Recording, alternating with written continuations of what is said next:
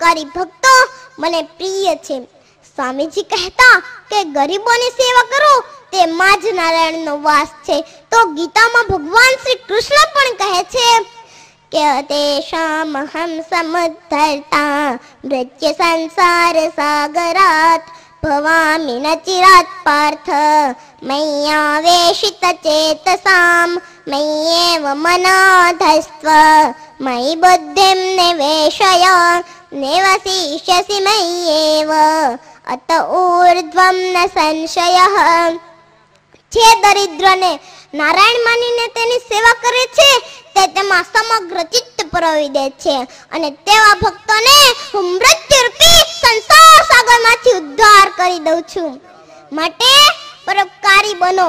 સાચી કેળવણી તો તે છે કે જે માનવીને પોતાના પગ ઉપર ઊભો રહેતા શીખવે છે, જે અભ્યાસથી ઈચ્છા શક્તિનો પ્રવાહ તથા અભિવ્યક્તિ નિયંત્રણ હેઠળ લાવી શકાય તથા ફળદાયી બનાવી શકાય તે છે કેળવણી. સાચું શિક્ષણ એટલે માત્ર શબ્દોનું ભંડોળ ભેગું કરવું તે જ નહીં, પરંતુ બુદ્ધિ શક્તિનો વિકાસ અથવા વધારે સાચા અર્થમાં વ્યક્તિની કુશળતાપૂર્વક ઈચ્છા શક્તિનો ઉપયોગ કરવાની તાલીમ. મને ભાસ થાય છે કે સ્વામી વિવેકાનંદ બાળકો અને વિદ્યાર્થીઓને જાણે કહેતા હોય કે બાળપણથી જ તેમના મસ્તકમાં નિશ્ચિત, દ્રઢ અને સહાયક વિચારોનો પ્રવેશ થવા દો. આવા વિચારો પ્રત્યે તમારી જાતને અભિમુખ કરો. જીવનને કમજોર અને નિષ્ક્રિય બનાવે તેવા પ્રત્યે નહીં. કાર્ય કરવું એ ઘણું સારું છે, પરંતુ તે વિચારમાંથી મળે છે. માટે મગજને ઉન્નત વિચારોથી, સર્વોચ્ચ આદર્શોથી ભરી દો. તેમને હંમેશ તમારી દ્રષ્ટિ સમક્ષ રાખશો તો જ તેમાંથી મહાન કાર્યોનો જન્મ થશે.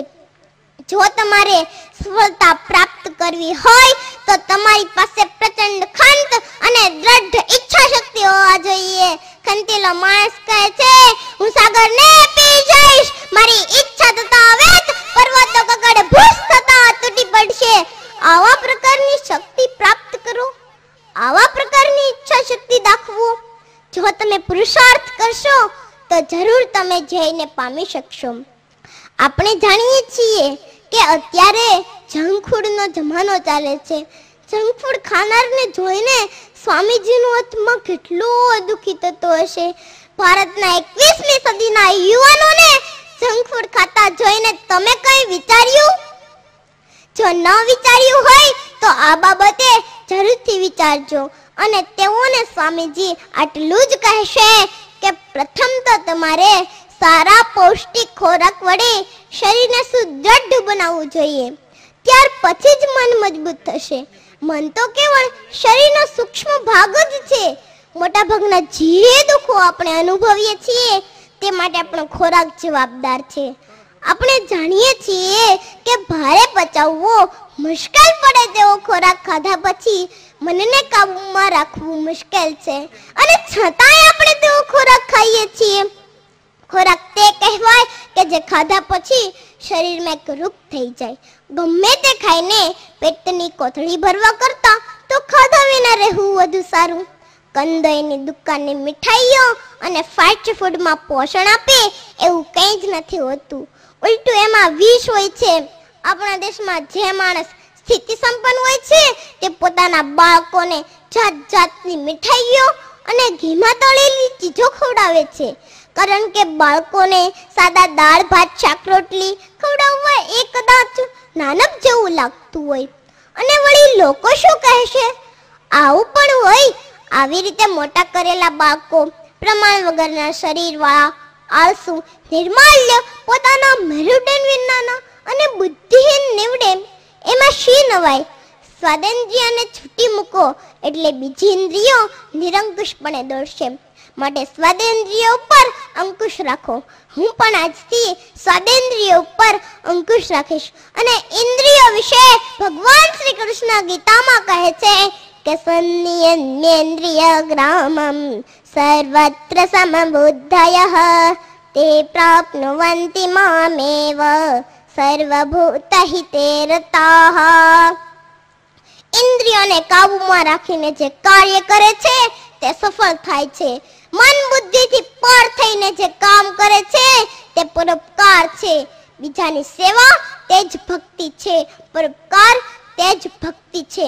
ઇન્દ્રિયોને કાબૂમાં રાખીશું તો મન એકાગ્ર થશે, અને મન એકાગ્ર થાય ત્યારે ધારેલા બધા જ કાર્યો પાર પડે છે. ઉઠો, જાગો અને જય પ્રાપ્તિ સુધી મંડ્યા રહો.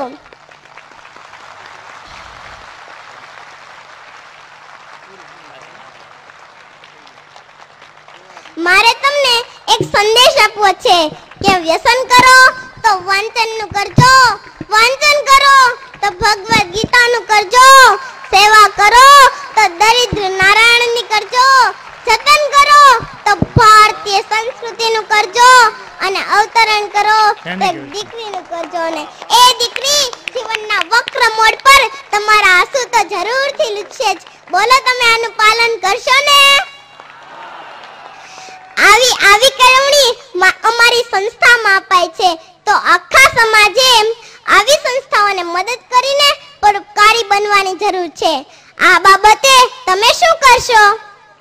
બોલો બોલો, શું કરશો?